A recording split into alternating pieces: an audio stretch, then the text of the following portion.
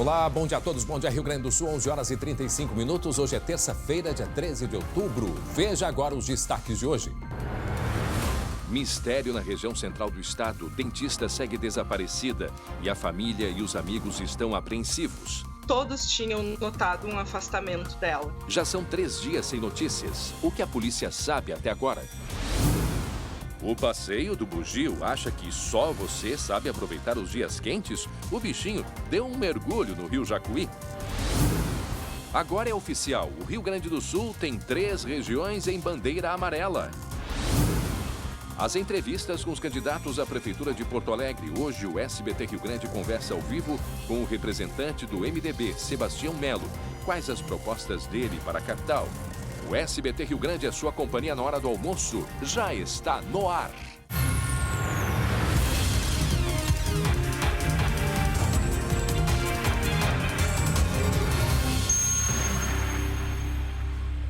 E atenção, porque daqui a pouco vamos ter informações a respeito do caso do desaparecimento de uma dentista na região central do estado. Mistério que intriga a polícia lá de Santa Maria e também em Tupanciretã. Afinal, o que aconteceu? Bárbara saiu de casa, ela esteve no sábado à tarde no escritório do marido, que é advogado em Tupanciretã, foi a pé até a casa.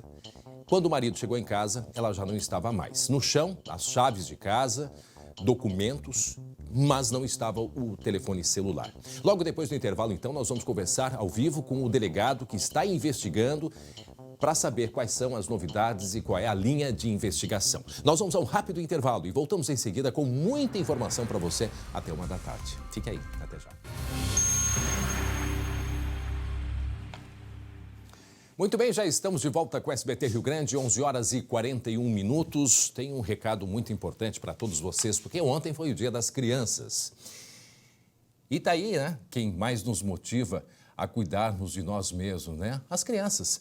É por isto que a IBCM está aqui hoje, amigo servidor público municipal e estadual. A prevenção, as consultas e os exames de rotina são fortes aliados para que você tenha uma vida com mais qualidade. E o plano de saúde da IBCM é uma excelente opção para te ajudar nisto. A IBCM conta com diversas especialidades médicas, terapias, odonto e uma ampla rede credenciada para te oferecer um excelente atendimento.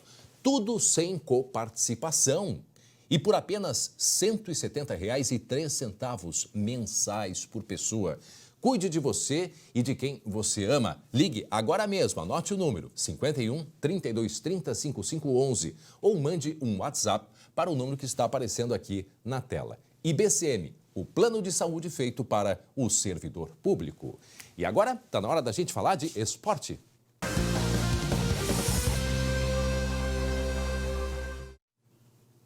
Para Biscoito Zezé, carinho que vem de família. Meu irmão Glauco Paza, olha só, o Internacional decolou no Brasileirão. Mas não era para ter sido o Grêmio? Pois é, quem escreveu isso aí? Quem foi que escreveu isso aí? Tá errado? Quem foi? Pessoal, poxa vida. Eu vou te dizer, né? Não, mas pior que tá certo mesmo. O Renato disse que o Grêmio ia decolar, mas quem decolou foi o Inter. Agora, começamos com uma notícia divulgada agora, poucos instantes pelo Internacional. Olha só, não é boa notícia. O lateral direito, o Heitor, está com um problema muscular, fica pelo menos uma semana fora. Ele que entrou muito bem na lateral direita, que coisa, né? O Colorado não consegue ter paz em relação às lesões. O Saravia, que era o titular, está fora com lesão dos ligamentos. Mas, enfim, aí a má notícia... O Cudê vai ter que quebrar a cabeça para achar, então, o Rodinei ou outra alternativa para a lateral direita do Inter. Mas voltando àquele assunto do aviãozinho, tá? O avião que está subindo não é da cor azul. Pitadinha para você aí. Os voos de Grêmio e Internacional no Campeonato Brasileiro são realmente diferentes. Enquanto o aviãozinho do Grêmio está aqui em cima da mesa parado, sem conseguir decolar, o avião do Inter de Eduardo Cudê está ganhando altura de novo. E ó... ficando cada vez mais longe do olhar dessa galera aqui. É um artista. Não é um repórter, ele é um artista, né? Além de ser bonito, é um cara talentoso esse Jeremias, né? É uma figura. É uma figura. Daqui a pouco a reportagem completa, afinal de contas, essa gangorra está funcionando novamente. Bom, mas vamos falar aí, ó, dos jogos desta quarta-feira, tem dupla Grenal em campo pelo Campeonato Brasileiro, tá? O Internacional, a gente já falou aí do Heitor, vai enfrentar a equipe do Sport lá no Nordeste. Vamos seguir um caminho diferente aqui do que estava previsto, até porque essa notícia do Heitor chegou agora há pouco. O Inter enfrenta o Sport no Nordeste sem o D'Alessandro, tá? O D'Alessandro está suspenso, mas quem quer ser campeão, meu amigo, tem que relevar algumas coisas. O D'Alessandro é importante, mas não é insubstituível, aliás, vem sendo reserva. Essa que é a grande verdade pelo lado do Internacional. Pelo lado tricolor, o Grêmio busca a reabilitação e enfrenta o Botafogo na Arena. E será que vamos ter reclamação novamente? Bom, o Renato tá pistola com a arbitragem. Veja o que ele disse depois do jogo contra o Santos aí. O árbitro do jogo falou no momento que o Braz deu o carrinho no Marinho, ele falou que não foi nada, que foi na bola. O árbitro do vídeo chamou ele. Ele foi lá, reviu o lance, que eu também achei que foi pênalti, e ele deu pênalti, corretamente. Aí o nosso lance, o árbitro de vídeo falou, não foi pênalti. E ele não foi ver no vídeo. Quer dizer, então, é o que eu falo, seu Gaciba, quem decide é o árbitro de vídeo. Não dá mais para aguentar isso. Hoje estou te aliviando ainda nas críticas, na próxima vou começar a pegar pesado, porque assim não dá mais. Não dá mais mesmo, porque hoje o Grêmio foi prejudicado de novo pelo árbitro de vídeo. Eu quero que você veja o lance e eu gostaria que uma pessoa da imprensa perguntasse para você se foi pênalti ou não, o pênalti que ele não deu pro Grêmio. Eu queria escutar a tua opinião. E aí eu pergunto, por que o árbitro do vídeo não chama o árbitro do jogo para ir lá ver? Se tem a dúvida, o árbitro do jogo tem que ir lá ver. Ô Glauco, fale. Aqui, ó, nesse aspecto aqui, eu quero ouvir a tua opinião e depois quando a gente conversar com o Jeremias também. Eu tenho ouvido muita crítica a respeito disso, né? Tipo, por exemplo, o Bandeirinha daqui a pouco não vai nem mais precisar estar dentro de campo, né? É o que se fala. Então, até que ponto que se coloca, então, só é o VAR, né? Tira até o árbitro lá de dentro do campo. Quer dizer, até que ponto, né, vai um limite e outro nessa história, hein? Pois é, a reclamação é que o árbitro de vídeo, o VAR, que não é o André VAR, o André VAR é outro, tá? Mas o árbitro de vídeo está tendo superpoderes, ele estaria decidindo tudo. Isso gera uma certa reclamação, porque afinal de contas, o juiz da partida, aquele que está em campo ali entre as quatro linhas, é a autoridade máxima. Ele é que tem que decidir realmente em relação aos lances mesmos, os lances polêmicos, né?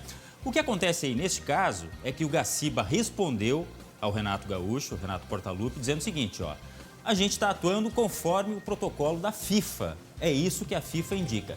Quem está reclamando ou não entende ou não concorda.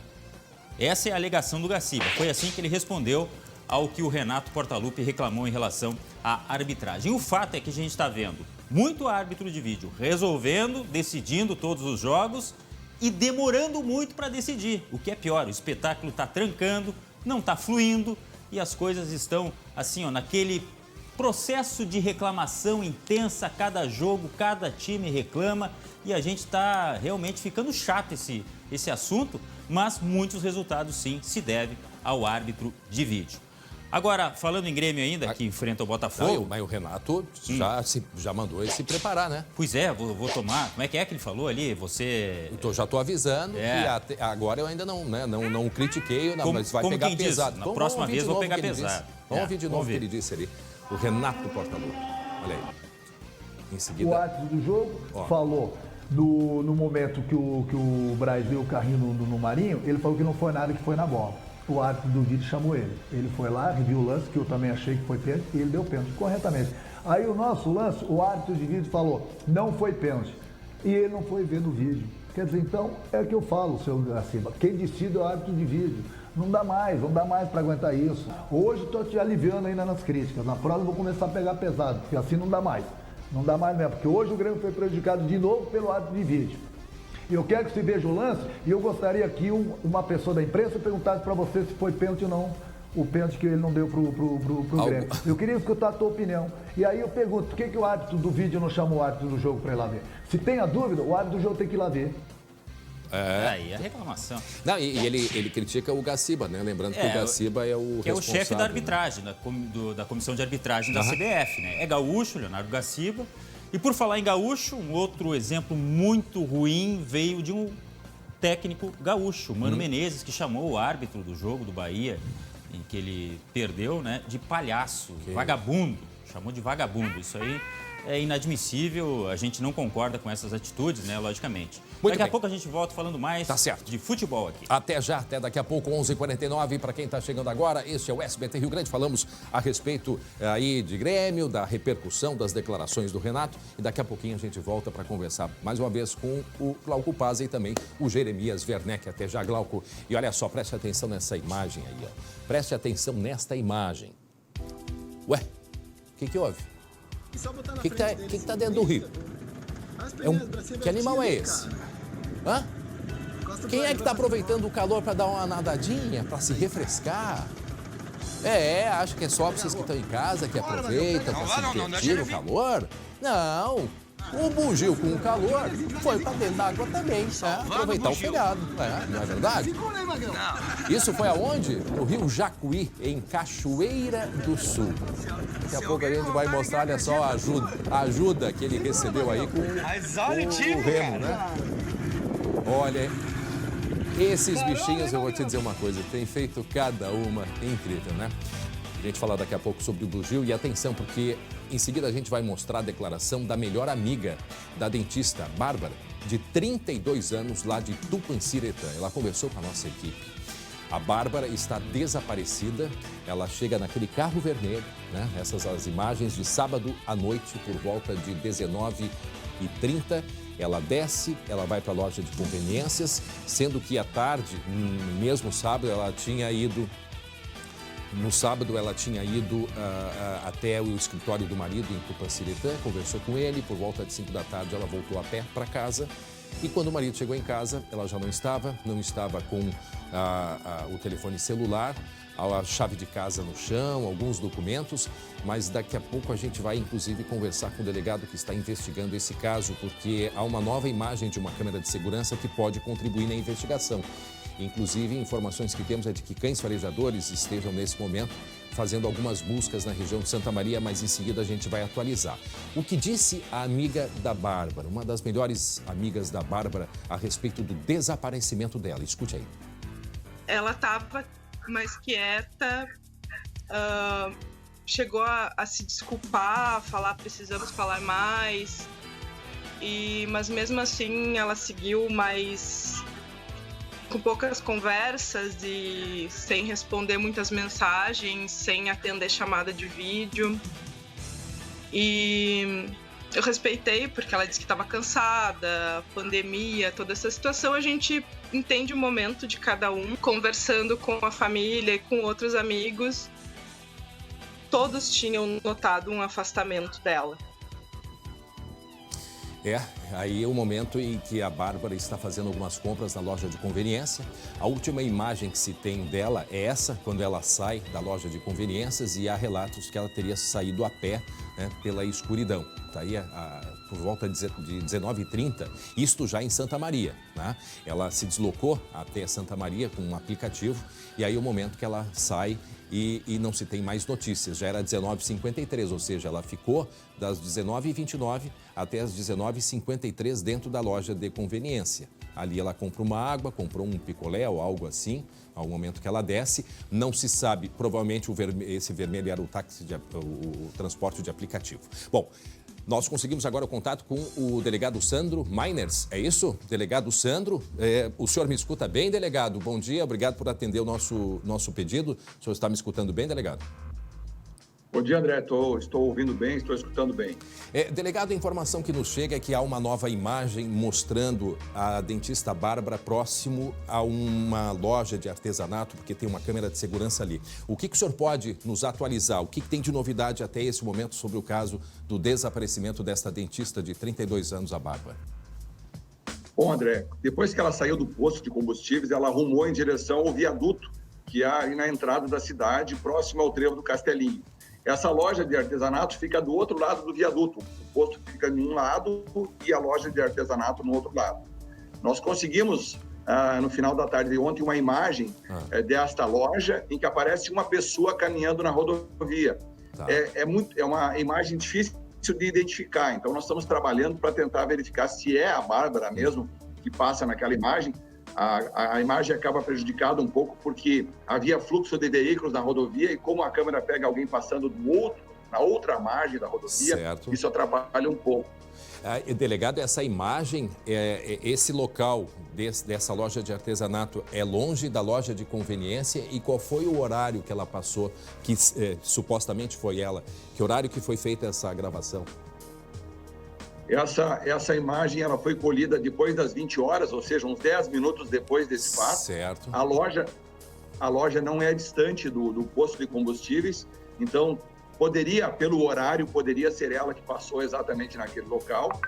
Nós não temos essa informação ainda de forma concreta para dizer assim, era ela. Parece ser. Sim. Nós estamos trabalhando, em virtude disso, André, até em virtude dessa informação, nós estamos trabalhando no dia de hoje, junto com o Corpo de Bombeiros, fazendo algumas buscas naquela região, certo, objetivando identificar se porventura era a Bárbara e por que foi naquela direção. Enfim, as buscas seguem naquela região justamente para tentar localizar alguma coisa, ou até o celular dela jogado em algum lugar. Enfim, certo. A gente não sabe o que aconteceu até o momento. Delegado, a gente conversa para quem está chegando agora, 11h55. Estamos conversando com o delegado Sandro Miners, lá de Santa Maria. Está investigando sobre o desaparecimento desta dentista de 32 anos. Nós estamos mostrando agora, delegado, imagens. Pelo visto, eu queria que o senhor narrasse para a gente imagens do local próximo a um trevo. E eu queria que o senhor explicasse, é nesse local que há suspeita, inclusive o posto de combustível onde ela esteve. Eu queria que o senhor dissesse um pouquinho para a gente vê ali o carro da Polícia Civil, do Corpo de Bombeiros também, e um caminho pelo mato adentro. O que é esse local aí, por favor? Bom, essa nossa diligência, ela visa localizar, encontrar se porventura ela ingressou no mato. Se de alguma maneira ou de outra ela ingressou naquele local, a gente busca saber por quê e talvez até encontrar, sei lá, tomara que não, né?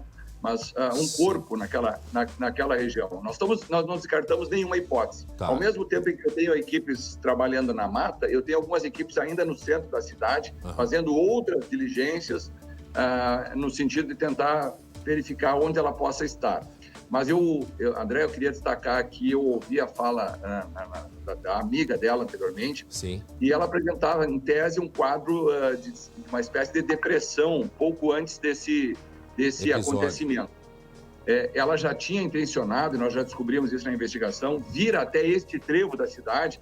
Há cerca de 15 dias antes, ela já havia consultado um motorista de aplicativo, vamos dizer assim, perguntando quanto custaria uma corrida até esse trevo. Então, ela tinha um planejamento de vir até este local. É isso que nos intriga e por isso dessas buscas hoje na mata também, em virtude da imagem delegado, e essa informação. Antes de passar a palavra para o meu colega Glauco, que o senhor conhece bem da região aí de Santa Maria também, eu queria só fazer mais uma pergunta, só para não perder. Procede a informação de que ela tentou vários aplicativos e não aceitaram a corrida porque ela não queria ser identificada? No dia anterior ao fato, André, ela fez contato com outro motorista e ela deu um nome diferente. O motorista consultou a fotografia dela via WhatsApp, viu que o nome dela era Bárbara, ela deu um nome diferente e ele não quis fazer a corrida acreditando que pudesse se tratar de um golpe ou de um crime. Ficou desconfiado e não fez a corrida. Então, isso é um outro fato que chama atenção. Ela não queria que soubesse que era ela que estava vindo a Santa Maria. Certo. Né? Glauco. Delegado, bom dia, quase boa tarde, prazer falar com o senhor. O senhor se refere a essa região aí que é próximo ao viaduto da Garganta do Diabo, né? Um local, inclusive, de difícil acesso, que muitas pessoas utilizam, infelizmente, para cometer suicídio, inclusive, né? Vocês têm alguma informação a respeito dos dados do celular dela? Vocês já tiveram acesso a eles ou não? Bom dia, Glauco. Nós fizemos todas as quebras de sigilo necessárias. Tivemos um corte aí no sinal com o delegado. O problema é que o celular dela parou de funcionar ainda na madrugada. Né? O celular dela parou de funcionar ainda na madrugada. Em virtude dessa situação, essas informações elas não são muito fidedignas, mas o sinal dela apontou naquela direção, apontou naquela área. Então, nós estamos com base nessas informações também checando isso. Mas é longe da Garganta do Diabo, gostaria de destacar isso. Delegado... Estão me ouvindo? Sim. Delegado, o senhor me escuta bem? A gente está com um pouquinho de corte, mas vamos seguir assim. Não há como a gente refazer o contato, por isso a gente quer aproveitar a sua participação para explorar um pouquinho mais. O senhor trabalha com... o senhor disse que não tem nenhuma todas as hipóteses são possíveis. A pergunta que eu faço, há algum suspeito, há alguma pessoa que esteja sendo investigada nesse momento? Não, nós não estamos tratando com suspeitas, ela não foi sequestrada, ela não foi roubada, pelo menos pelas informações que a investigação coletou até o momento. Ela veio espontaneamente, deliberadamente para Santa Maria. Tá. Tudo indica que ela planejou isso há vários dias, então não se trabalha com suspeito. O que nós queremos saber é o porquê a Bárbara saiu de Tupanciretã, porque ela não comunicou ninguém, e o que ela queria fazer no sentido em que ela vai em direção à Serra, que é um local ermo, que é um local difícil, e um local em que, o Glauco até citou, é longe da Garganta do Diabo. E não é um local que ela conhecesse bem, porque ela não morava aqui, embora ela tenha morado no passado. Quer dizer, são dilemas, são dúvidas, são questionamentos que estão surgindo, e por isso nós estamos trabalhando com todas as hipóteses ainda, tentando ver se a gente consegue encontrar ou ter um desfecho favorável. Então ela foi vista pela última vez, para quem está chegando agora, delegado, só para a gente recuperar, agora meio-dia em ponto, no SBT Rio Grande, conversa ao vivo com o delegado Sandro Meiners, que está seguindo na investigação sobre o desaparecimento da dentista Bárbara lá em Santa Maria. O que a gente tem de informação é que sábado à tarde ela foi lá em Tupanciretã até o escritório do marido, que é advogado, conversou com ele um pouco, tomou chimarrão, se despediu dele, foi caminhando até a casa, certo? Aí, logo depois, o marido foi para casa e, quando chega em casa, se depara com a casa aberta, com objetos dela no chão, seria as informações que a gente tem, por isso que eu quero que o senhor confirme, e ele só não achou o telefone celular dela, mas há informações de que bolsa e documentos também estavam dentro da casa. Procede esse roteiro aí, delegado? Exatamente. Naquele dia, ela trabalhou de manhã, almoçou com os pais e o marido ao meio-dia. Durante a tarde, foi até o escritório do marido, foi para casa. Ela deixou uma bolsa contendo ali dinheiro, contendo documentos pessoais, mas ela saiu de casa com uma pequena bolsa que a mãe dela disse que ela costumava utilizar quando ela ia caminhar. Essa bolsa estava nas imagens que foram coletadas no posto de combustíveis.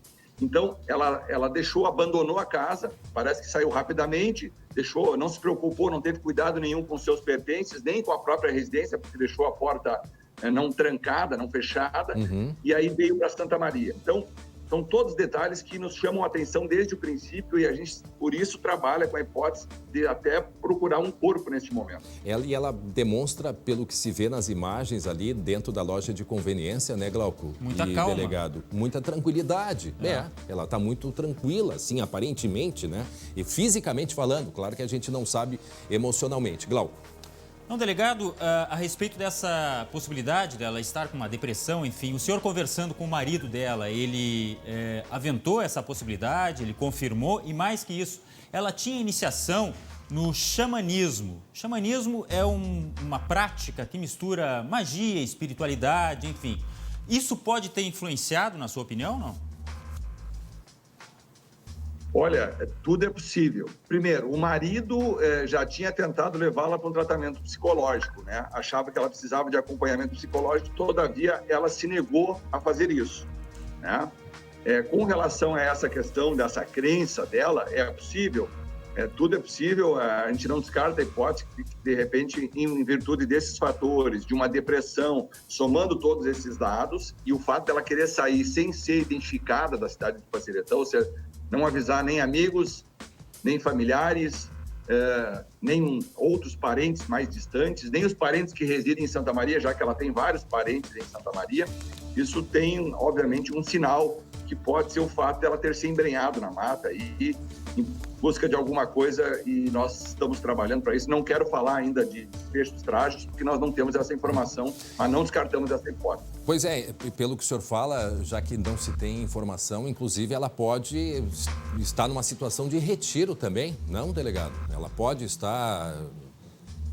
É uma possibilidade? Mas é muito difícil isso, André, porque se ela se embrenhou na mata, aquela mata é um local muito fechado, difícil acesso, à noite torna-se extremamente perigoso andar naquela região.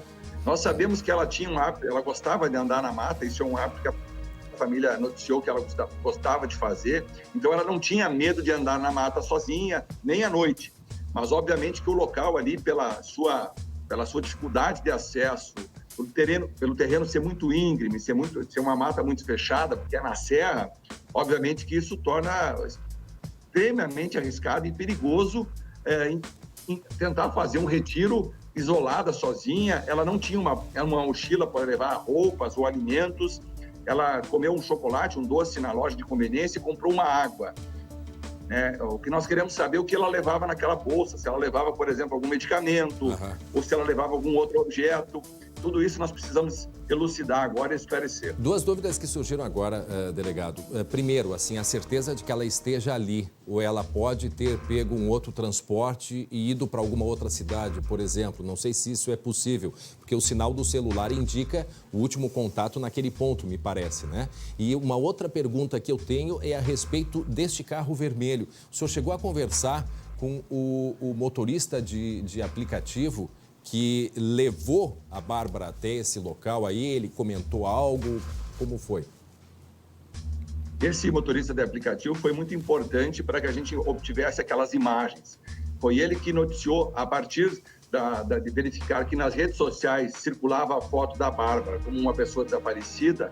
Ele entrou em contato com a polícia, comunicou que ele havia feito esse transporte, falou o valor do transporte, e inclusive disse que a Bárbara não disse o nome dela, quase não conversou com ele. Nesse trajeto, são 100 quilômetros, nesse trajeto ela também não ficou manuseando o telefone celular, ela ficou em silêncio. O que também chama atenção, e vocês destacaram na fala, é o comportamento dela na loja de conveniência, onde ela ficou 20 e poucos minutos, e a forma como ela conversou com as pessoas que a atenderam no local. Ela estava tranquila, aparentava estar tranquila e ninguém percebeu absolutamente nada. A única coisa que chamou a atenção dos frentistas do posto de combustíveis foi a direção que ela tomou, já que ela saiu numa direção de um local escuro. Os frentistas, uma mulher sozinha, à noite, bem apessoada, bem vestida. Isso chamou a atenção dos frentistas, mas eles também, obviamente, no trabalho deles, não observaram muito mais. Viram que ela foi naquela direção e pronto. Isso eles nos noticiaram quando fizemos a diligência no posto. Tá, e o local, então, o telefone marca que o último local que ela esteve foi ali, ou há a possibilidade dela ter ido para outra região? O telefone, ele não dá uma precisão, não é um local com precisão cirúrgica, ele dá uma região. Em virtude de ele apontar uma região, é por isso que nós estamos fazendo essas diligências. Pode ser naquela direção, mas não se descarta a possibilidade, em algum momento, ela ter pego outro rumo ou jogado fora o seu telefone celular, talvez ela não quisesse ser encontrada.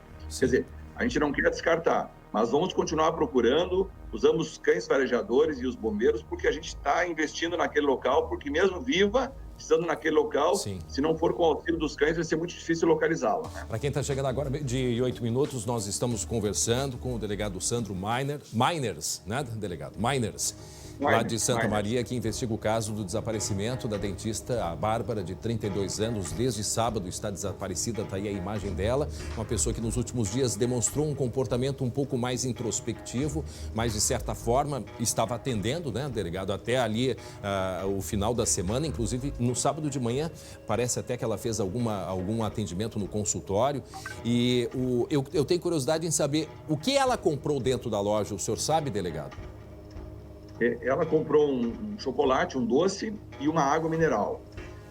O chocolate ela consumiu ali, ela ficou sentada no fundo da loja de conveniência por esse tempo que ela permaneceu no interior. Depois de pagar a conta, ela saiu dali, levando tão somente a água mineral numa sacolinha plástica. Né? André. Como eu disseste bem, ela tinha uma agenda lotada até o final do mês de novembro. Então, ela tinha uma clientela vasta, elevada.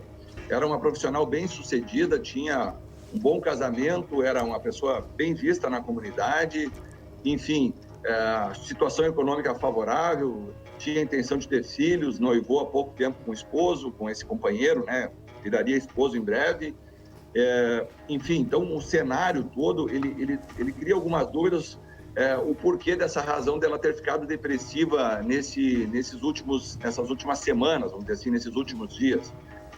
Ela andou fazendo contato com poucas pessoas e foram poucas as pessoas que perceberam essa introspectividade dela, esse comportamento mais quieto. Mas isso foi falado pelo esposo, foi comentado pela mãe, a própria secretária do consultório também nos retratou isso em depoimento. É algo que começou há pouco tempo. O Glauco vai agora fazer mais uma pergunta, só quero, para quem não viu a imagem, mostrar mais uma vez aqui. A dentista chega nesse carro vermelho, ela desce do carro, é um carro de aplicativo, ela entra na loja de conveniência, isso 19h29, aí 19h34, ela está com a garrafa de água na mão, vai na prateleira, pega uma barra de chocolate, pega a barra de chocolate e vem aqui pagar a conta. Os funcionários da loja de conveniência disseram que ela estava tranquila, como nos disse aí o delegado. E cerca de 20 minutos depois, quase perto das 8 horas, é o momento que ela deixa a loja de conveniências. Isso é 19h53, mais ou menos, pelo que a gente viu na imagem. E ela segue sozinha pela escuridão e, a partir daí, não se tem mais as imagens dela no posto. Mas o delegado já nos disse que estão trabalhando numa outra imagem que chegou agora há pouco tempo para a polícia, que pode ser a imagem dela caminhando numa rodovia próximo aí a este posto de combustíveis, pelo menos mostrando alguma direção, Glauco. Não, é só para destacar o que o delegado falou, que é longe, então, da Garganta do Diabo, que é um grande viaduto que tem na subida da BR-158, mas ali, nesse posto, logo que ela sai, já está na escuridão, já está na beira da estrada, né? E isso chama muita atenção. Eu queria saber, delegado, tão logo esse motorista de aplicativo tenha deixado ela, ele deu meia volta e foi embora? Exatamente. O motorista, ele deixou ela no posto e as imagens mostram que, a partir do momento que ela desce do carro, ele logo faz o retorno, ingressa na rodovia e volta para Tupanciretã. Então, ela não regressou com ele, ela não voltou com ele. Ela sai caminhando e, ao que tudo indica, pode ser ela que passa nessas imagens, num local muito escuro. As imagens conseguem pegar uma pessoa caminhando justamente pelas luzes, os faróis dos veículos que passavam pela rodovia naquele momento. Então, ela estaria caminhando no escuro. Também chegou uma informação de uma pessoa que disse que teria visto uma mulher em cima do viaduto por volta das 20 horas. Então, são vários indicativos que nós estamos juntando nesse quebra-cabeças, bastante complexo, para tentar traçar esse roteiro, para verificar se efetivamente era a Bárbara e se efetivamente ela passou nessa loja e depois embrenhou-se na mata ou seguiu a rodovia. Já sabemos que ela não passou pelo posto da Polícia Rodoviária Federal, que fica não muito distante desse local. Então, porque lá há um vídeo monitoramento. Então, lá ela não passou. Então, se ela subiu naquela direção, ou ela foi apanhada por alguém, ou ela ingressou na mata. Delegado Sandro Mainers está investigando sobre o desaparecimento desta dentista de 32 anos, lá de Tupanciretã, o desaparecimento que aconteceu em Santa Maria. Perguntas que nos chegam, e o senhor já deve até ter falado isso, mas gostaria que repetisse. Uma delas é a respeito da ligação dela com a família, principalmente com o noivo, com o companheiro dela, como é que estava nos últimos tempos, essa relação. E a segunda questão importante é se o senhor trabalha com hipótese maior de suicídio ou homicídio. Então, primeiro a relação e depois qual é a hipótese? A relação dela com a família era muito boa, e eu destaco isso, No dia que ela desapareceu, que ela saiu de casa, ela almoçou com os pais e o marido e o companheiro. Ninguém percebeu nada, ela não demonstrou em nenhum momento que algo pudesse acontecer. A secretária trabalhou com ela pela manhã, também não percebeu absolutamente nada. Ela esteve no escritório do marido pouco antes de sair de Tupanciretã e vir a Santa Maria. Enfim, então ela dá a entender que ela não queria que soubessem que ela viria para Santa Maria. Tanto é que ela omitiu até o seu nome para o motorista que a transportou até aqui. Ficou claro pelo fato dela já ter consultado outros motoristas de aplicativo ou motoristas de táxi particular, o preço da corrida até o trevo do Castelinho. Então não há dúvida que ela veio intencionalmente até ali. O que nós queremos saber agora é o porquê, o que aconteceu com ela, quais os motivos que podem ter encadeado essa desilusão, entristecimento, se é um fator fruto da pandemia. Enfim, já que ela era uma pessoa que tinha muito trabalho, tinha uma família boa, uma boa condição financeira também, enfim, que são motivos que muitas vezes prejudicam as pessoas. Não tinha histórico de problemas depressivos, de tratamento psicológico ou psiquiátrico, não tomava medicamentos, enfim. E o fato de não ter confidenciado para as amigas, e se esse fato também não chegou ao nosso conhecimento. O senhor chegou? Salvo um único diálogo de uma amiga que fez contato com a polícia e que ela estava triste.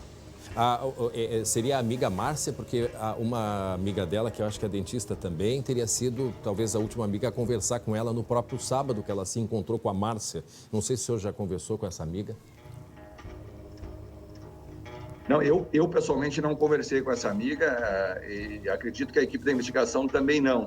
Aqui tem um detalhe importante, às vezes as pessoas têm informações e elas acabam não trazendo as informações para a polícia, sabem que a polícia está trabalhando, Isso é importante que essas informações cheguem, né? Às vezes as pessoas hesitam em falar com a polícia e para nós é fundamental, nós estamos há mais de 48 horas fazendo um trabalho ininterrupto, né? Gastando muita energia para tentar localizá-la, né? O mais rápido possível. Essas informações, elas são extremamente importantes, né? Estão tardando a chegar ao nosso conhecimento. Então, mas uma amiga dela fez contato com a polícia, falou comigo, inclusive, reportando que ela não andava bem, mas a amiga acreditou que era algo passageiro, porque ela própria reportou para a amiga que achava que era algo transitório, essa desmotivação que estava acometendo ela, uma falta de energia, de vontade de trabalhar, de fazer outras atividades. E isso se coaduna, né, com o que foi dito pelo esposo, pelo companheiro e também pela mãe dela quando conversou conosco quando conversaram conosco em seus depoimentos. E é a mesma visão que o marido dela tem, delegado. Também percebi tanto é que ele queria levá-la ao médico, né? O marido intencionava levá-la a um tratamento psicológico, acreditava que ela precisava de um auxílio, mas ela não quis. O marido estava tentando, ela estava desmarcando alguns compromissos profissionais e até frequência à academia, salão de beleza. O marido levou ela até a academia durante a semana, inclusive, insistindo muito para que ela fosse, para que ela tentasse retomar suas atividades. Então a família havia percebido. Talvez o que aconteceu foi que as pessoas não perceberam exatamente o quão estava, vamos dizer assim, atingido emocionalmente, psicológico. E para o motorista, só para a gente finalizar, o motorista do aplicativo, ela chegou a dizer quem ela era ou ele conseguiu identificá-la como a dentista? Porque é uma cidade pequena, Tupanciretã. Ele chegou a reconhecer ela como dentista ou percebeu que ela deu outro nome para ele, delegado? Não, para esse motorista que a trouxe, ela sequer deu o nome e ele não a conhecia. Ele não a conhecia. Então ele trouxe. Quando ele viu no dia seguinte nas redes sociais que estavam procurando por ela, ele se apercebeu que era a pessoa que havia transportado e imediatamente nos avisou, nos comunicou para que pudéssemos dar início a essas investigações, e foi o que permitiu que nós buscássemos no vídeo monitoramento do posto de combustíveis e também do CIOSP do município as imagens do carro chegando e, vamos dizer assim, do rumo seguido por Bárbara depois de sair do posto de combustível. E já fica o nosso pedido para quem está nos acompanhando, puder colaborar com alguma informação que leve até o delegado Sandro Miners, que está aí acompanhando, fazendo toda a investigação desse caso. Delegado, boa sorte para ele, né? Sucesso aí na investigação e que a gente consiga encontrar essa moça, Bárbara, 32 anos, né? Encontrá-la com vida é o desejo, obviamente, de todos nós. E agradecemos muito a sua atenção com a gente aqui no SBT Rio Grande. Uma boa tarde para o senhor. Obrigado, uma boa tarde a todos e que tenhamos êxito nessa localização. Certamente, muito obrigado. Meio-dia e 18 minutos agora, meio-dia e 18, nós vamos, logicamente, seguir acompanhando o caso do desaparecimento desta dentista de 32 anos. Muito bem, vamos mudar de assunto agora? Vamos saber quais são as novidades no esporte? Está na hora de a gente falar mais uma vez de esporte aqui no SBT. A vinheta já me atropelou e já estou aqui, Glauco. Cadê Se a bala vem, nós se abaixamos. Corremos por cima. Olha só, cadê o Jeremias Werneck? Está passando perfume. Eu recebi informação aqui agora que ele está passando perfume. Ele usa talco ainda. Ele também usa talco. É verdade isso aí. É verdade esse bilhete. Verdade. Essa do bilhete, é verdade esse bilhete. Depois a gente explica essa daí. Então... Bom, temos rodada então nesse meio de semana pelo Campeonato Brasileiro, né? Dando um tempo aí a dupla Grenal na Libertadores, que volta só depois. Mas Grêmio e Inter pensando somente em Campeonato Nacional com objetivos um tanto diferentes, né? O Inter buscando o Galo lá em cima da tabela e o Grêmio buscando a reabilitação. O Grêmio que está em 14º lugar. E tem uns dados que ajudam a entender essa campanha tricolor no Campeonato Brasileiro. O Grêmio é um dos times com mais expulsões no Brasileirão. Opa! 5 jogadores, André, foram expulsos. Está perdendo a calma, os nervos à flor da pele. O que será que está acontecendo com o time do Renato? Olha só, 11 expulsões no ano, 5 só no Campeonato Brasileiro. E olha que nós não terminamos nem o primeiro turno, né? 5 na Libertadores e 1 no Gauchão. David Braz já conseguiu essa façanha 2 vezes. Quer dizer, isso ajuda também a explicar a campanha do Grêmio, não só no Brasileirão, mas no ano. O Grêmio foi campeão gaúcho, mas muito contestado. Deixa eu ver se o nosso craque já está na área. Perfumado, logicamente com talco. Tá aí ele, Jeremias. Esses dados, Jeremias, preocupantes do Grêmio, de certa forma, resumem o que é o Grêmio atual, ou não? Glauco, André, tudo bem? Boa tarde já para todo mundo que está com a gente. Assim, o Grêmio não é o time que mais recebeu cartões, né? Mas 5 expulsões, poxa vida, isso denota que o Grêmio já não é mais aquele Grêmio, que é um Grêmio que perde a cabeça e que está violando uma regra do Renato. O Renato já cansou de dizer em entrevistas coletivas que o time dele não dá porrada. Ora, se tem 5 expulsos e é 14º, 15º, o Grêmio está violando regras muito importantes do Renato. Mas, Jeremias, é engraçado que quando jogava o melhor futebol do Brasil, o Grêmio também não tinha esses números, né? Quer dizer, uma coisa leva a outra, né? Exatamente. Glauco Paza sabe tudo, é um mestre, né? Um professor. Anotei, às 8h30 da manhã, anotei isso aí. Tá bem. O cara já acorda com frases incríveis. Assim, o raciocínio é o seguinte: o Grêmio já não tem mais a bola como tinha antes. O Grêmio já não joga mais o futebol que jogava antes. O Grêmio está correndo atrás dos adversários. A defesa está exposta. Vão ter jogadores expulsos. Eu faço essa ligação, entendeu? Esse fluxograma, como diria o outro, entendeu? Uma coisinha leva a outra. Nossa senhora, o fluxograma, essa foi boa. Tudo bem. Agora vamos para o lado vermelho da força. O Internacional tenta pegar o Galo de qualquer jeito, nem que seja pelo rabo. O Inter vai ao Nordeste. Não tem o D'Alessandro, que está suspenso. É uma opção, na verdade, né? E não tem agora o Heitor. Rapaz, que fase do Internacional em relação a jogadores machucados, hein? Pode fazer muita falta, essa que é a verdade. Mas tem o Edenilson agora, eu acho que com a cabeça no Brasil. O Al Ittihad está levando o Bruno Henrique, do Palmeiras. E eu acho que daí o Edenilson fica com a cabeça somente no Inter. O que você acha, Jeremias? Concordo. Eu só vou repetir, eu vou pedir para tu repetir como é que é o nome do clube? Al Ittihad. É o homem do mundo, né? Não, eu gostei do efeito sonoro, olha aí, ó. Isso faz parte da tradição dos árabes, né? Esse som que a gente está ouvindo aí, só para completar o que o Douglas colocou aí pra gente. Diga lá, Jeremias. Com efeito sonoro, sem efeito sonoro, o fato é que o Edenilson vai ficar, eles estão levando esse jogador do Palmeiras, e agora vai terminar essa história da imprensa aí, essa dita imprensa especializada, os brancos, de que o Edenilson está com a cabeça nas Arábias. Agora terminou essa história, né? O Edenilson, que deu um passe para gol no último jogo, já foi bem melhor em relação ao Edenilson que vinha jogando. Cara, ele já sabia! Pois é, isso aí as pessoas também, né? Vão nesse papo aí dos jornalistas, mas ele já sabia. A negociação não ia sair, né? Enfim, este é o cardápio para o meio de semana. O Inter, quem sabe, sendo líder e o Grêmio, subindo.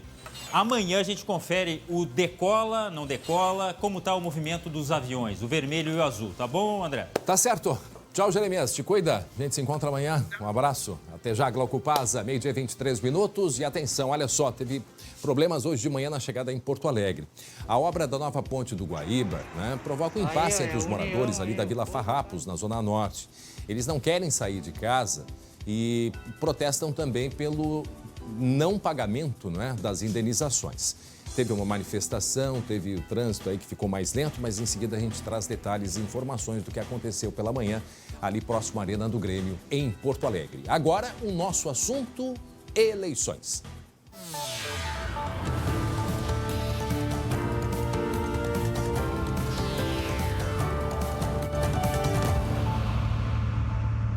Você deve ter percebido que a campanha já começou, tanto nas ruas quanto na televisão e no rádio.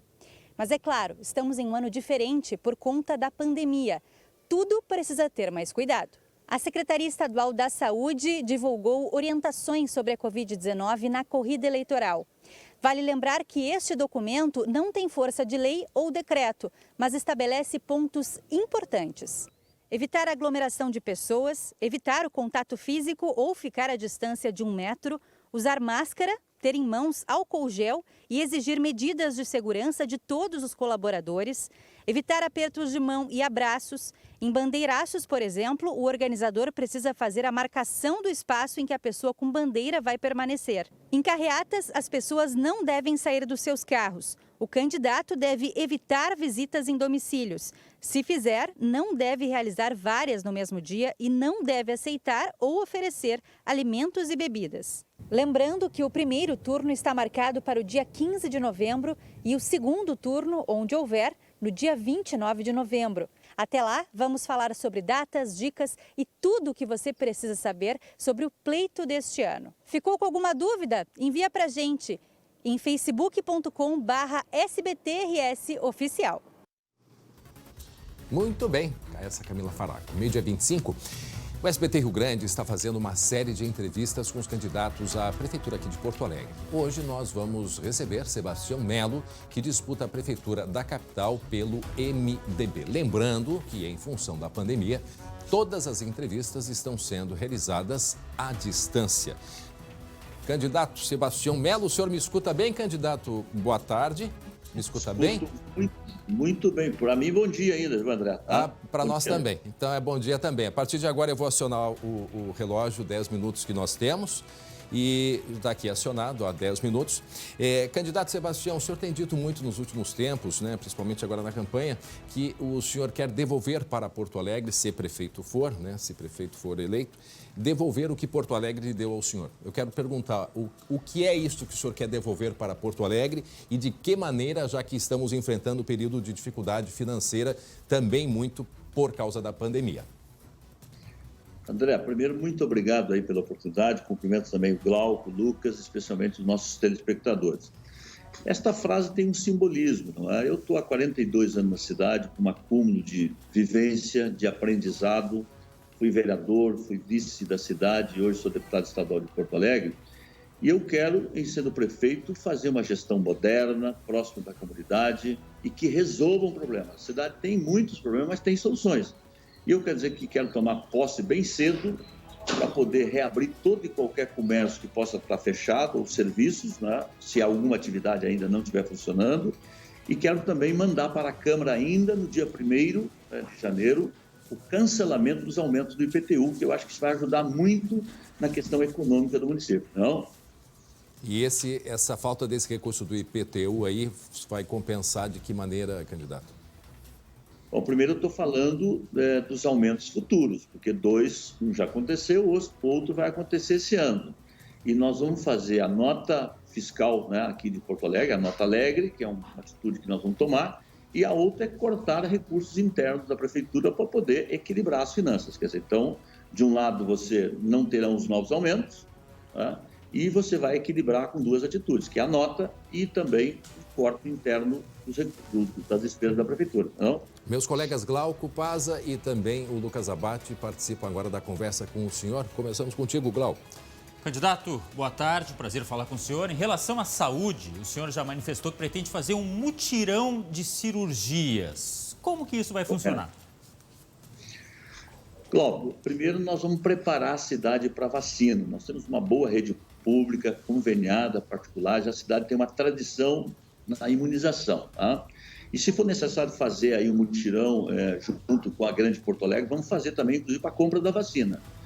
Agora, a segunda questão, tem hoje muito represamento de consultas e também de cirurgias. Então, nós vamos fazer 2 mutirões de cirurgias e as consultas nós vamos buscar parceria com os médicos e médicas nos seus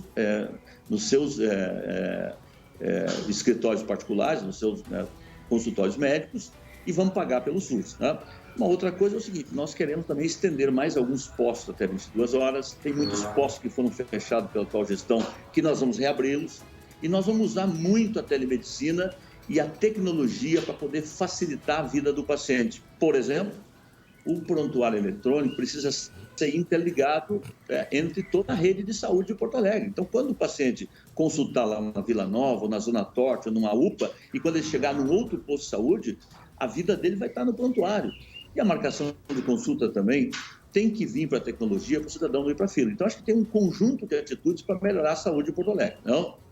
Lucas Abate. Candidato, boa tarde. Minha pergunta é sobre habitação. O que fazer com as pessoas que hoje moram em áreas irregulares, invasões e também áreas de risco? Para onde levar essas pessoas, candidato? Correto. Boa tarde. Ô Lucas, um dos maiores desafios das cidades brasileiras, grandes, médias, foi o crescimento desordenado. Então, nós vamos ter um programa de regularização fundiária muito arrojado, que não é só transformar a posse em propriedade, que é dar dignidade no espaço urbano para as pessoas que moram lá. Como é que nós vamos fazer isso? Eu vou usar o plano diretor que vai ser revisado ano que vem. Eu não tenho nenhuma dificuldade de propor construir alguns prédios em algumas vilas populares, para que aqueles que moram na beira dos arroios, no pé dos morros, possam ter uma moradia mais digna e abrir espaço para questões comuns, por exemplo, como escola, como creche, como praça. Então, nós vamos ter um programa muito arrojado. Esse é um ganha-ganha, porque quando você regulariza, chega a água regular, chega a luz regular, o caminhão do lixo consegue entrar, tu tem o posto de saúde. Então, regularização fundiária é uma política pública para nós essencial para melhorar a vida das pessoas e a vida da cidade. Tá? Candidato Sebastião Melo, a gente tem acompanhado aí uma grande discussão no que se refere à mobilidade urbana aqui em Porto Alegre, né?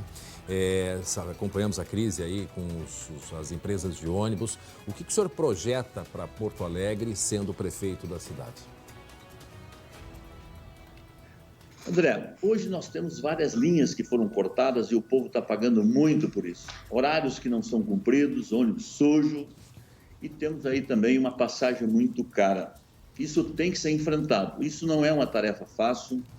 Eu acho que o governo federal tem que ser sensibilizado pelos prefeitos das regiões metropolitanas, que ele tem que ter um Fundo Nacional de Mobilidade Urbana para poder financiar os que não podem pagar. Hoje, 30% não pagam. Tem que tirar os impostos do pneu, da carroceria, do óleo diesel, e tudo isso tem que vir para diminuir a passagem. Tem que integrar o sistema de lotação com o ônibus, o sistema da Grande Porto Alegre com Porto Alegre. Você tem que ter, em linhas que não tem tantos passageiros, carros menores. Então, são muitas atitudes que devem ser tomadas. Agora, uma coisa eu não vou fazer, é ter pedágio no centro de Porto Alegre, muito menos nas entradas da cidade, porque acho que esse não é o caminho para enfrentar a melhoria do transporte urbano de Porto Alegre. Mas esse é um tema que nós vamos mudar muito para melhor. E uma outra coisa, tem muitos trabalhadores que trabalham noturno, até às 23, até meia-noite, e não tem linhas noturnas. Isso nós vamos mudar. Nós vamos fazer com que esses trabalhadores também possam voltar com dignidade para casa, porque eles também geram a economia da cidade e têm direito e têm acesso à cidade. Então, nós temos ainda 3h38 de entrevista. Lucas, por favor. Candidato, segurança pública é tarefa do governo do estado, mas o que Porto Alegre, o que a cidade pode contribuir, pode fazer para melhorar a segurança dos porto-alegrenses? Fraternalmente, eu discordo de ti. Acho que segurança pública também é com o prefeito. O prefeito tem um papel fundamental. Criança na escola, microcrédito para quem quer empreender, emprego e renda, escola de qualidade, lugar de criança na escola e na família, iluminação pública, atividades culturais nas praças, nos espaços públicos e a integração das políticas, das polícias. Tecnologia e integração são fundamentais. Então, você tem que integrar a guarda, integrar os agentes da IPTC, a Brigada Militar, a Polícia Civil, o Centro Integrado de Comando tem que estar ligado com todas as câmaras que a cidade tem. Eu, por exemplo, vou conversar com todo o comércio, com o sistema bancário, que aquelas câmeras que estão espelhadas para fora, né, nos seus estabelecimentos, elas têm que estar espelhadas com o Centro Integrado de Comando. Então, inteligência, integração e investimento. A nossa guarda hoje presta um bom serviço, mas teremos que fazer próximos concursos com idades menores e dar, sem dúvida alguma, suporte também tecnológico para a guarda operar bem no nosso município. Então, tem um desafio muito grande na segurança pública, que também é papel do prefeito. Não? 2 minutos ainda, Glauco. Candidato, em relação ao ensino, as escolas municipais, como é que o senhor vê pós-pandemia, como é que faz para recuperar as aulas? Eu não gosto de mutirão, mas nós estamos vivendo um processo de pandemia grave em todas as áreas. Então, aqui nós temos que trabalhar com a comunidade escolar, não vamos fazer isso por decreto, vamos conversar com os diretores, com os professores, com a comunidade escolar e vamos ter um programa de recuperação, que ele pode ser um ensino híbrido, pode ter uma central de produção de conteúdos, né, gerado, por exemplo, numa central, e pode ter monitores que acompanham os alunos. O turno inverso é o turno que tem que ser aproveitado para isso também. Quando me pergunta sobre o nosso país, eu sempre respondo, o Brasil tem jeito, melhorando a família e a educação. Então, portanto, a educação, nós vamos aumentar as creches, vagas das creches também de 0 a 3 anos. Tem muitas mães trabalhadoras que não têm aonde depois levar os seus filhos para poder ir trabalhar. Então, creche, turno inverso, comunidade escolar, escola aberta. Então, acho que tem um caminho muito bonito e longo para qualificar o ensino de Porto Alegre. Então, tá bom, a gente tem mais 50 segundos para o senhor, né, se despedir aí. Desde já agradecemos a sua participação aqui com a gente, candidato Sebastião Melo. Olha, André, eu quero agradecer esse diálogo, campanha é olhar para frente, apontar soluções. Nós vamos ter um programa emergencial pós-pandemia muito forte para recuperar a economia de Porto Alegre. Nós queremos fazer com que o nosso governo seja um governo que licencie rápido, que tenha condições de dar resposta para a economia funcionar, porque se o vagão da economia não funcionar, os outros vagões do trem não vão funcionar, que é da assistência, que é da saúde, entendeu? Então, portanto, a economia para nós vai ser central no nosso governo para fazer a cidade funcionar bem. E vamos revisar também a questão dos tributos que IPTU e ISS, naquilo que for possível para poder fazer acelerar a economia, não? Muito bem, fechou aí exatamente o seu tempo nesse momento. Muito obrigado, candidato Sebastião Melo, pela entrevista, pela conversa aí com a gente. Uma boa tarde para o senhor. Obrigado. Muito bem, tá aí mais uma vez o SBT cumprindo, né, com a sua função, né, social de oferecer essa oportunidade. Cada dia nós estamos, né, entrevistando um dos candidatos à prefeitura aqui de Porto Alegre. Bom, agora é oficial, viu? 3 regiões do Rio Grande do Sul foram classificadas com bandeira amarela. As outras 18 permanecem com bandeira laranja. Os detalhes da reportagem de Eduardo Silva. O mapa definitivo desta terça-feira prevê que as regiões de Palmeira, das Missões, Bagé e Pelotas estão com risco baixo de infecção pelo novo coronavírus. No sul do estado, Pelotas passou 6 semanas em risco médio. Agora, em bandeira amarela, restaurantes têm mais flexibilidade para operar e o comércio de rua e de shoppings, considerado não essencial, podem funcionar com um número maior de trabalhadores. E saio lá de vez em quando, né? De vez em quando que eu venho no centro. Mas melhorou muito mais do que estava. Logo no início estava difícil. O povo está saindo para a rua, né? Já se chateou bastante, está em casa e está se cuidando também de máscara, né? Então a gente vê que está bem mais acessível agora. Passou aquele susto, aquele medo, né? A redução do número de internações por síndromes respiratórias foi um dos fatores que influenciou na bandeira mais branda aqui em Pelotas. Outro índice que apresentou melhora foi o número de mortes provocadas pela doença. Nós devemos essa nossa bandeira amarela a todo esse sistema e aos profissionais que estão na linha de frente, a nossa secretária de saúde, auxiliando toda essa população que foi acometida pelo coronavírus. Apesar da melhora, a Prefeitura de Pelotas afirma que as escolas municipais não devem retomar as atividades em 2020. Os pais e professores são contra a volta às aulas. Uma filha que trabalha aqui no colégio e agora mesmo ela falou que provavelmente as aulas só voltem o ano que vem, em fevereiro. Já na rede privada de ensino, pode haver liberação para funcionamento das escolas infantis que estiverem aptas a cumprir com protocolos sanitários. Essas regras devem ser definidas pelo município em um decreto até o fim deste mês. 12h38. Atenção para essa história que nós vamos contar para vocês agora. O Glauco Paza vai explicar para a gente em detalhes, mas olha o tamanho da crueldade. O choro de uma criança que perdeu a melhor amiga é o que a gente vai mostrar para vocês, e perdeu de uma forma cruel, covarde.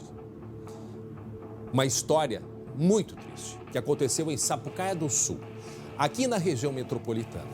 E o Glauco vai explicar para a gente, de fato, que história é essa, hein, Glauco?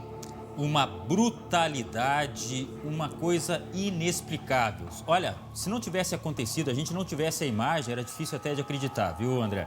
Aconteceu isso com uma cachorrinha, a Belinha, que pertencia a 2 meninos que eram irmãos, um de 13 e outro de 15 anos. Eles saíram de casa para ir até o mercado. O animal, como sempre fazia, foi atrás. Tá? Os 2 irmãos entraram no mercado, estavam fazendo compras e ouviram estouros e os gritos da cachorrinha. Quando foram para fora, viram um animal caído, cheio de sangue, e o dono do mercado segurando uma arma de chumbinho. Os 2 ficaram perplexos. Foram para casa, contaram para a mãe, que chamou a Brigada Militar. Bom, resumo da história. O proprietário deste mercado foi preso em flagrante. Segundo a polícia, ele ainda estava com a arma do crime. Ele foi levado para a 2ª Delegacia de Canoas. Lembrando que a lei ficou mais rigorosa em relação à violência contra animais, né? Só que, infelizmente, essa prisão não apaga a dor do menino, que a gente vai ver nas imagens, segurando o cãozinho, a cadelinha, né? Chorando, em prantos, uma dor que não dá para medir, André. Mas que absurdo. Ô, Belinha, tá me ouvindo, viu? Ô, Belinha. Ô, Belinha.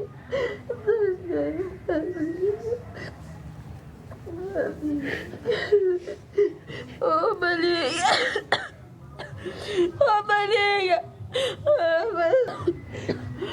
Ô, Belinha, tá me ouvindo, viu? Ô, Belinha. Ô, Belinha. Belinha tá me ouvindo, queria que a Belinha acordasse, tadinha a Belinha. A gente até cobriu ali porque não dava para mostrar detalhes. Agora, eu pergunto em que mundo que nós estamos vivendo, Glauco, tá? Para uma pessoa resolver deste jeito, né? Porque um cachorro entrou dentro da loja dele, seja do que for, do mercado. Quer dizer, o que é que está acontecendo? Né? Mini mercado que seja. Se é que entrou, né? Se é que entrou e pelo amor de Deus. Agora, pelo visto, né, o rapaz não sabia que há 2 semanas o presidente Bolsonaro assinou, né, o aumento da pena para quem faz isso com o animal. E a gente até disse, a gente não quer que ninguém vá preso, porque a gente não quer crueldade. A gente não quer que os animais sofram. Né? Aí o rapaz agora foi, não sei por quanto tempo, foi levado para a prisão. Agora, se vai ficar preso, por quanto tempo, antecedentes, eu não sei. Agora, a imagem desta pessoa, né? As pessoas estão revoltadas, fazendo campanhas, né? E que a gente pede, por favor, né? Sem violência. Chega de violência. Agora, me explica, Glauco, o que tem dentro da cabeça uma pessoa dessas. É um covarde, né? É o mínimo que dá para falar. É um covarde. Esta prisão, ela é inafiançável, ou seja, não tem como pagar a fiança para ele sair, só com uma decisão da justiça para que ele saia da cadeia. Isso que você mencionou, a gente não sabe quanto tempo ele vai ficar, é verdade, mas já é uma prova do rigor da nova lei. Agora, o que essa pessoa pensou para fazer isso aí é difícil. Eu volto àquela velha história, quem faz isso com o cão, faz com o próximo, não dá nem com as pessoas. Não dá... E eu não sei, olha, o ditado, o cão é melhor amigo do homem, eu não sei quem inventou, mas é incrível. Esse ditado diz tudo o que acontecia na relação com essas crianças aí, esses 2 irmãos. André. Tá aí a imagem que a gente mostrou, né? O presidente Bolsonaro sancionando a legislação, aumentando a pena para as pessoas que fazem isso com os animais. Agora, quem é que vai tirar a dor desse menino? É a pergunta que fica. Ninguém vai conseguir tirar. Muito bem, Glauco, atenção, muda, vem cá, vem a imagem para mim. Teve protesto hoje de manhã aqui em Porto Alegre. A obra da nova ponte do Guaíba, ela está provocando impasse. Na verdade, não é a obra, né? Que está provocando impasse é porque os moradores estão querendo... Primeiro que não querem sair. E tem uma outra situação, eles estão, se é para pagar a indenização, que paguem logo. E parece que só vão pagar lá em janeiro. Não é mesmo, Lucas? Isso, André. Na verdade, esses moradores, muitos deles querem sair daqui e estão aguardando há 7 anos uma definição do que será feito. O que está acontecendo por aqui são os moradores da Vila Areia, Cobal e Tio Zeca. Eles estão bem no traçado da nova ponte. A gente tem uma alça de acesso que vai ser construída, que vai ser um dos acessos para a nova ponte do Guaíba. E para essa obra avançar, esses moradores precisam ser removidos daqui, como o que já foi feito com os moradores do outro lado da ponte, os moradores da região da ilha. O que foi prometido para eles lá em 2014 é uma compra assistida. No caso, o DENIT, que é responsável pela obra, entra com o processo junto com eles, compra uma casa em outro lugar e passa essa casa para o nome deles. Só que esse processo está parado, está indefinido e, na verdade, pelo que a gente apurou, o DENIT ainda nem entrou com o processo para iniciar uma judicialização, um acordo ainda judicial para fazer a assistência de compra a esses moradores. E enquanto isso, enquanto se tem essa indefinição, eles vivem numa estrutura bastante precária. A gente tem aqui, André, olha só, essa aqui é a região da Vila Areia, tá? Tem outras duas vilas que são uma estrutura bem parecidas. Aqui, esgoto correndo a céu aberto, as casas numa estrutura bastante precária, não tem água potável na ligação direta do DEMAI, a luz também está irregular.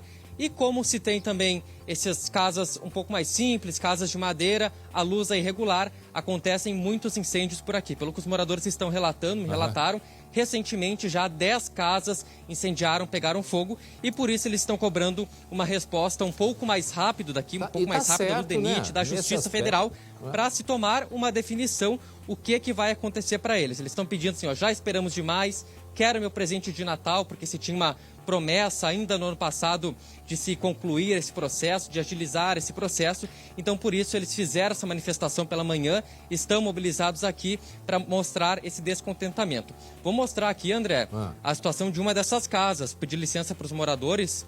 Mas o Lucas... Essa casa aqui, ó, que está em reconstrução, André. Olha só, tem uma pessoa ali colocando uma nova tábua, porque foi totalmente também queimada por um incêndio recente. Por sorte, os moradores das outras casas conseguiram remover, impediram que o incêndio avançasse para outras residências, mas é essa a situação. Eles não têm uma definição de saída, não conseguem sair e se pretendem reformar a casa, melhorar um pouco a estrutura, são impedidos também por parte do DENIT de fazer esse tipo de processo. Pois é, mas agora é hora de se regularizar a situação, né? Não adianta dizer assim, o pessoal invade, porque não tem para onde ir, essa é uma realidade. Então é um bom momento para resolver a vida dessas pessoas e colocarem em um local decente, o quanto antes, porque olha só a situação. Quer dizer, a gente em pleno ano de 2020, estamos numa pandemia, olha a situação precária. Gente, situação precária que a gente é inacreditável, mas essa imagem que o Lucas mostrou não tem esgoto correndo a céu aberto. É subhumano, né? É subhumano, é desumano, é um absurdo total. Então, sim,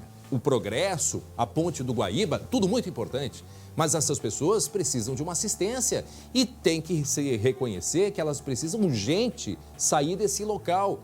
Então, e é isso que eles pedem. Não sei se interromperam, eu acho que até eles não interromperam a rodovia, fizeram um protesto na lateral e aí provocou congestionamento. O que, se de fato foi isso, positivo para eles, porque não adianta ficar também parando a estrada que pega a antipatia das pessoas. Agora, um protesto justo, por quê? Porque se prometeram para eles colocar num local decente, é isso que tem que acontecer. Aí parece que tem que agora aguardar para janeiro, mais uma vez, mais uma...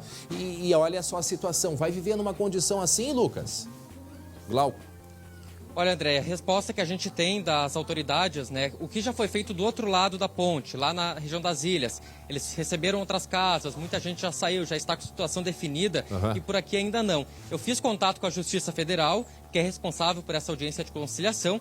A Justiça disse que o DENIT, que é o responsável pela obra, precisa ainda ingressar com uma ação, ajuizar uma ação para fazer a remoção dessas famílias. Então é um processo que agora a gente não tem como precisar quanto tempo vai demorar. A gente sabe que eles precisam sair para a ponte avançar. Essa é uma alça de acesso muito importante. Tem outra alça de acesso importante também que vai ser construída e não aparece nas imagens de onde a gente pode ver, mas são duas alças que, para serem construídas, essas pessoas precisam sair daqui e, por enquanto, não se tem uma perspectiva do DENIT do que será feito com essas pessoas. E essa alça de acesso, Glauco e Lucas, é a alça de quem sai da rodoviária e vai subir pela alça de acesso para pegar a ponte nova, ou seja, ela é essencial para a ponte ser inaugurada como era prometido em novembro. Então, pelo visto, isso não vai acontecer. Quantas vezes vocês falaram em promessa? Eu queria que cada promessa fosse registrada em cartório, só para ver o que ia acontecer. Mas a gente vai continuar acompanhando. Obrigado, Lucas. Lucas Abate acompanhando aí esse protesto de moradores dessa região, próxima à Arena do Grêmio, onde fica embaixo da nova ponte ali do Guaíba. Muito bem. 12h e 48 minutos, eu quero que vocês fiquem agora com esse recado da Soluções Financeiras. Olhem só. Olá, muito boa tarde para você que sempre nos acompanha. E hoje vamos falar de coisa boa? Já pensou em economizar 70% no financiamento do teu carro? Só a Solução Financeira, que é campeã no assunto de juros abusivos, para te ajudar. Entre em contato agora mesmo, faça já uma análise de graça, pessoal. Agora mesmo faça uma análise de graça e descubra o tanto que você pode economizar no financiamento do teu carro. Tá com aquela sensação de que está pagando muito caro pelo veículo? Tá com um carro na garagem, mas está pagando por 2? A Solução Financeira está do teu lado e pode te ajudar. Entre em contato agora mesmo, número 51 98324 8904. A sua análise vai ser na hora e você já vai saber o tanto que dá para economizar. Já pensou ficar com o carro na garagem e ainda economizar dinheiro? Quem não quer economizar, né, André, nesses tempos difíceis? Então entre em contato agora mesmo. Volte a dormir tranquilo com a Azul da Solução. 51 98324 8904. Manda aquela foto da parcela que está te incomodando. A Solução Financeira é a maior e melhor assessoria bancária do Brasil. Tamo junto, André. Valeu, um abraço aos amigos da Solução Financeira. Então, vamos lá. Gente, olha só, a gente mostrou há pouquinho, né, aquela crueldade com um cãozinho lá de Sapucaia, né? Cãozinho que pertencia a 2 irmãos, entrou no mini mercado e foi morto pelo proprietário. Se por um lado, né, a gente vê essa crueldade, por outro lado a gente vê o lado humano das pessoas, né, que querem salvar os bichinhos. Olha só o que o pessoal que estava lá em Cachoeira do Sul, estava navegando, pescando, e de repente se deparam com um bugio. Esse 2020 tem trazido cada coisa com os bichinhos, hein, ô Glauco? É a pandemia, será, hein? Eu não sei. Ele deveria estar no ar, não deveria estar na água. Tem alguma coisa errada nisso aí. Alguma coisa errada não está certo, como diz o outro, né? A gente está vendo esse bugio nadando em direção à margem. E ao verem esse bichinho aí nadando dentro do rio, o esforço que ele estava fazendo, um grupo de pescadores estendeu um remo na direção do animal. O bugio se agarrou no cabo e recebeu uma carona até a margem. Foi na boa ali, né? Só na carona. Nós perguntamos para uma bióloga, a Ângela Petter, se isso é possível, é normal de acontecer, um bugio sair por aí nadando, né? Dentro dos rios, enfim. Ela disse que sim. Inclusive, em função das queimadas, do calor, o bicho pode muito bem e gosta, inclusive, de nadar nos rios. É uma coisa que realmente eu não sabia. Lugar de bugio para mim era em cima da árvore e não dentro d'água, André. É verdade. Agora eu vou te dizer uma coisa. O calor nessa região aí, que ali pega a Cachoeira, região central, né? Mas eu acho que no final de semana, região central, noroeste, norte do estado, a temperatura em alguns locais, olha, fez calor no final de semana. E aí o bichinho aproveitou, né? E foi para água. Agora é difícil a gente ver, raríssimo ver uma imagem assim. E a gente até se surpreende, né, Glauco, com os animais que nós temos na nossa fauna, né? Isso, aqui no Rio Grande do Sul, impressionante. Pode até ser normal, conforme a bióloga falou, mas não é usual a gente ver, pelo menos, como você mencionou. E aos pescadores, parabéns pela iniciativa, ajudaram, deram uma carona pro bichinho, né? Até a margem. Viraram o remo e ajudaram o bichinho aí a atravessar. Que coisa incrível isso. Olha que imagem que a gente pode perceber. E ele, vejam os movimentos? Os movimentos, né? Sim. Ali, com movimentos, nadando. Ele estava boiando. Nada melhor que eu, sem dúvida. Estava boiando. E ele ia devagarinho, ele ia chegar, né? Porque é um animal extremamente inteligente, mas uma forcinha foi útil para ele, né? É claro que veio a história do ronco do bugio, né? Tava inclusive aqui na Lauda antes, o ronco do bugio, todo mundo falando ronco do bugio e tal. Tem até um festival, ronco do bugio, porque é um bicho bem nosso aqui, né? Esse nome, inclusive, a gente está acostumado a ouvir. Agora, dentro d'água, meu amigo, coisas da pandemia. Não, e é incrível, né? Olhando o bugio, o quanto são parecidos com os humanos, né? A gente vê, olha os movimentos, as patinhas, os braços, as mãos, a carinha dele e ele tá ali, tu viu a boca? Uhum. Que ele vai cuspindo água fora. E aí ele se segura ali na pontinha e depois a imagem fica melhor ainda. Ele se segura e parece que tá ali uma pessoa agarrada. Né? Eles só não são tão cruéis que nem os humanos. Olha ali, ó, se segurando, que coisa incrível. Parece que tá esquiando, né? Hein? Tá esquiando, que não pose, tá? Hein? Que coisa incrível. Não, e nós temos, Glauco, olha, a gente tem que uma hora falar sobre isso, sobre a fauna no Rio Grande do Sul. Aliás, vamos lançar uma campanha aqui pro pessoal gravar e dizer pra gente, olha, pessoal do SBT, André, Glauco, olha só o tipo de animal que nós temos na nossa região. Já tem até um nome, tipo bicho. Tipo bicho, A gente já falou esses dias com a Fernanda, nossa editora-chefe, a gente conversou, porque sempre que aparece, o bicho sempre traz uma lição pra gente, né? Em todos os sentidos, como é importante a gente mostrar a nossa fauna. Então, o pessoal, para fazer gravação com o telefone na horizontal, isso por causa do formato da tela de televisão, grava, diz da onde que é. Glauco, eu fiquei sabendo que nós temos aqui no noroeste do estado, eu soube no final de semana, entrei em contato com algumas pessoas, algumas cobras. Esses dias, 5 operários... Sogras? Ah, não, cobras. Tá, desculpa. Olha, fala bem das sogras. Olha só, aqui do noroeste, 5 operários de uma empresa de luz tiveram que entrar no mato para pegar um poste, não sei o quê. Diz que os 5 não tiveram coragem de chegar perto do animal. Então, a gente pede para essas pessoas que trabalham, né, mais no campo...